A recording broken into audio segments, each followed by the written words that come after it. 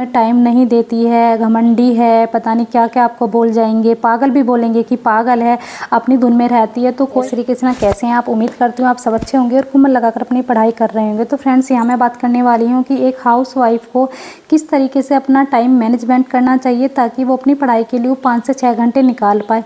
तो भाई सबसे पहले मैं आपको यही बोलूँगी कि आप सुबह मॉर्निंग में जल्दी उठा करें, जिससे कि आपका सुबह 1 से 1.5 घंटे की पढ़ाई हो जाए। साथ में जो आपके काम हैं वो भी आप सुबह मॉर्निंग में जल्दी कर पाएँ।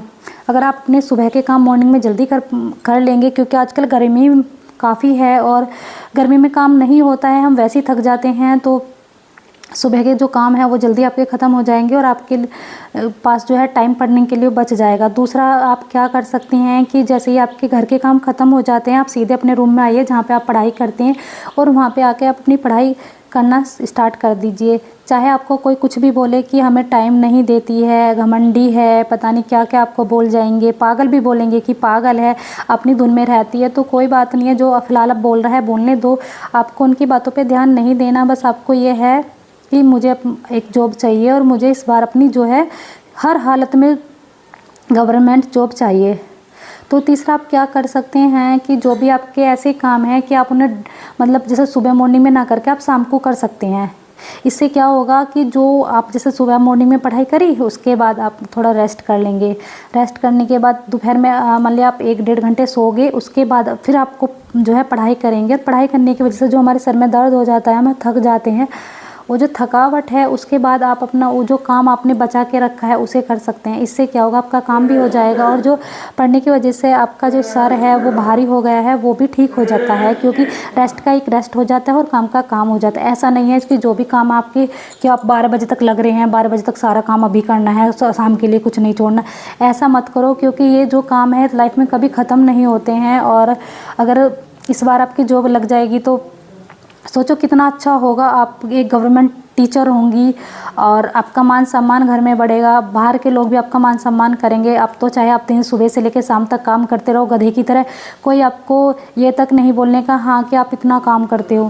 देखो आप क्या कर सकते हो, क्योंकि सभी की फैमिली में छोटे मोटे इशू तो होते ही रहते हैं, तो आप उन्हें इग्नोर करें। ऐसा नहीं है कि आप खुद उनसे बहस करने लग जाएं, क्योंकि अगर आप खुद उनसे बहस करने लग जाओगे तो आपका टाइम बहुत ज़्यादा वेस्ट हो जाएगा और उसकी वजह से वो चीज़ बढ़ जाएगी और फिर आपका कई दिन ऐसे ही सोचते सोचते निकल जाएंगे, ना आपकी पढ़ाई हो पाएगी और ना ही आप सही से अपने घर के काम कर पाएंगे।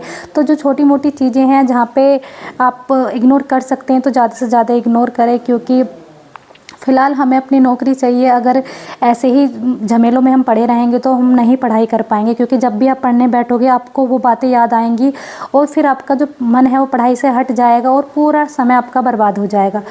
तो इन चीज़ों से दूर रहें, क्योंकि ये चीज़ें तो लाइफ भर चलती रहती हैं। हर घर में ऐसा होता है। ऐसा नहीं है कि मैं ये बोलने लगूँ कि आपके साथ ऐसा हो रहा है या मेरे साथ ऐसा हो रहा है, सबके साथ होता है, सबकी फैमिली में होता है। तो इन सब चीज़ों को इग्नोर करें, अपनी पढ़ाई पर ध्यान दें, क्योंकि जो लोग आज आपको उल्टा सीधा बोल रहे हैं, आपको ताने मार रहे हैं, तो कोई बात नहीं है। जब आपकी गवर्नमेंट जॉब होगी वही लोग बाहर जाकर आपकी तारीफ़ करेंगे और वही आपका वो जो है उनका जो नज़रिया है आपके प्रति बदल जाएगा, सिर्फ इस वजह से क्योंकि आप जब काबिल बन जाओगे तो सबका जो नज़रिया है देखने का अलग हो जाता है। जब हम सबकी नज़र में बहुत बेकार होते हैं तो उस टाइम पे बहुत अच्छे बन जाते हैं, वो सिर्फ इस वजह से क्योंकि हम एक काबिल इंसान बन गए हैं। तो कोशिश करें इन चीज़ों पे आप ध्यान ना दें। मैं आपसे चाहूँगी जो भी आप पढ़ाई कर रहे हैं उसके लिए आप जो है अपना जो समय है कि कल मुझे क्या पढ़ना है वो आप एक दिन पहले सेलेक्ट कर लें, कि रात को जैसे आप सोते हैं सोने से पहले आप अपना टाइम टेबल बना लें कि कल मुझे ये टॉपिक पढ़ना है और इतना मुझे अपना जो है जो मेरा सिलेबस है वो कंप्लीट करना है और फिर आप अगले दिन उसको वहीं से स्टार्ट करेंगे। ऐसा नहीं है कि आप फिर ये आपको ये देखना नहीं पड़ेगा कि आज मैं क्या पढूं तो और क्या ना पढूं, क्योंकि इसमें हमारा बहुत समय बर्बाद हो जाता है। कभी कभी तो हम सिलेक्ट ही नहीं कर पाते हैं कि आज मुझे कौन सा टॉपिक पढ़ना है। अगर आप ऐसे पढ़ाई करेंगे और फिर उन जो भी जैसे ऐसे करते हैं तो जो भी हमारा सिलेबस है वो जल्दी कवर हो जाता है और जो हमारा टाइम है वो भी कम लगता है। आपको सपोर्ट करती है तो आप अपने बच्चों को अपने परिवार में किसी मेंबर को दे सकते हैं जिससे वो उस बच्चे को खिला लें और आप पढ़ाई कर सके, क्योंकि बच्चे सभी के को प्यारे लगते हैं और बच्चे को खिला भी लेते हैं घर परिवार के लोग। तो कोई बात नहीं है, फ़िलहाल आप बच्चे से थोड़ा दूरी बना के रखें, क्योंकि बच्चा पढ़ने नहीं देता है और बार बार वो जब हम पढ़ते रहते हैं हमें उठाता रहता है, कभी किसी चीज़ के लिए कभी किसी चीज़ के लिए। तो उससे जो है हमारा जो एक फ़्लो बना रहता है पढ़ाई में वो टूट जाता है और हमारा मन जो है पढ़ाई में नहीं लग पाता।